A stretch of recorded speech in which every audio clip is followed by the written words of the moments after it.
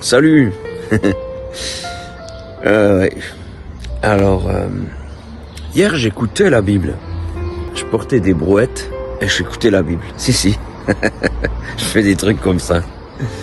Et je suis tombé sur une parole de Jésus dans le livre de Luc et l'évangile. Et ça racontait une histoire que j'ai entendue mais tellement de fois. Sauf que cette fois-là, il y a un détail qui m'a choqué. Et je l'ai jamais remarqué avant. Est-ce que vous avez déjà entendu parler du fils prodigue? Voilà, cette histoire magnifique. C'est l'histoire d'un père avec deux fils. Et un de ses fils se dit, je me fais chier comme un rat mort chez mon père. Je veux m'éclater dans la vie. Je vais faire la grande fête. Alors, il a le culot et puis il va vers son père. Il dit, bah allez, donne-moi la moitié de mon héritage. C'est comme s'il était déjà mort, il dit ça comme ça. Puis donne-moi la moitié de ton héritage, et puis ben voilà, bye quoi. J'ai droit. On voit aucun commentaire du père qui dit ah mais franchement, enfin, il lui donne.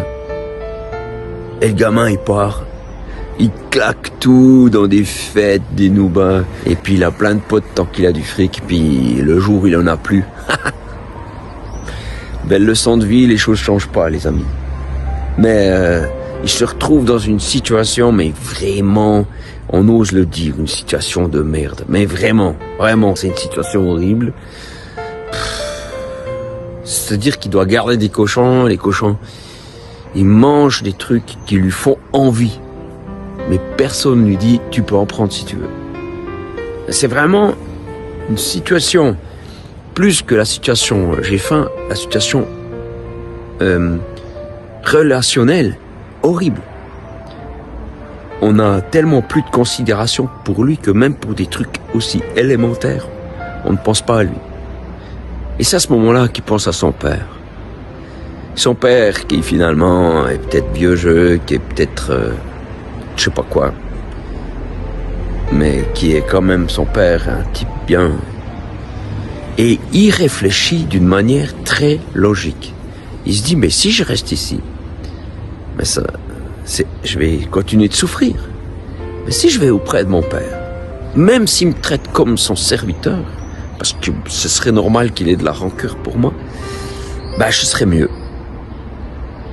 Et on voit pas d'émotion dans ce qu'il dit. Il dit pas, ah, mon père me manque, mon frère aussi. Ah, tu vois, ils pensent pas à leur cœur. Ils pensent de nouveau qu'à lui. Il se dit, ah ouais, c'était mieux, logiquement, même si il me traite avec amertume, et puis que je peux être juste serviteur, mais au moins je pourrais manger, purée. Alors il retourne. Et la surprise, c'est que son père l'attendait. mais on le devine parce qu'il l'a vu venir. C'est comme si il devait être devant la porte, puis il devait l'attendre, tu vois. Et il arrive, il accourt auprès de son fils, et son fils fait son petit speech, mais il dit, ouais, en fait, tout ce qu'il avait prévu. Voilà, écoute, est-ce que je pourrais pas rentrer à la maison et juste un serviteur, et puis tant pis si tu me payes pas. Et le père, il entend rien de tout ça, il est tellement heureux, il a tellement d'amour. Il a tellement d'amour pour ce fils indigne. Il lui dit, mais non, viens, on fait la fête, on prend le bœuf gras et on fait un repas. Alors, à l'époque, ça veut dire, on prend toutes nos réserves, là, les trucs pour les jours de fête, les jours d'exception. Et on le fait maintenant parce que mon fils, là, il est de retour, c'est extraordinaire. Beaucoup d'affection, il le prend dans ses bras et tout ça. Moi, c'est ça qui m'a choqué. Oh, il y a encore une autre histoire avec le fils aîné, mais c'est très intéressant, le fils aîné. Parce que peut-être vous êtes ce fils aîné qui est là, qui vous dites, ouais, mais celui-là, franchement, il mériterait pas ça. Puis moi, je suis là, c'est hyper dur pour moi. Enfin, bref. Ce fils aîné est très loin de son père aussi. Il pense qu'il est prêt parce qu'il est géographiquement prêt. Comme beaucoup de gens, ils se disent, je suis à l'église, je suis là où il y a la Bible, je suis là où on parle de Dieu. Mais t'es super loin, mec. Bon, c'est une autre histoire.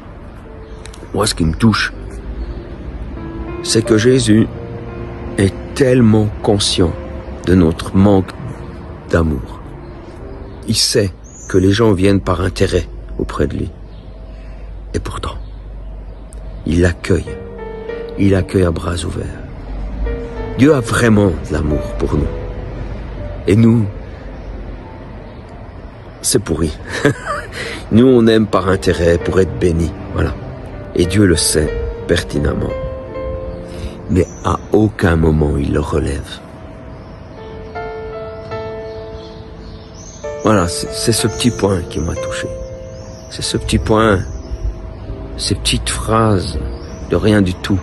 Et la Bible, et surtout les paroles de Jésus, sont remplies de ces petits mots, de rien du tout, ces petites choses non dites. Je vous laisse sur ça.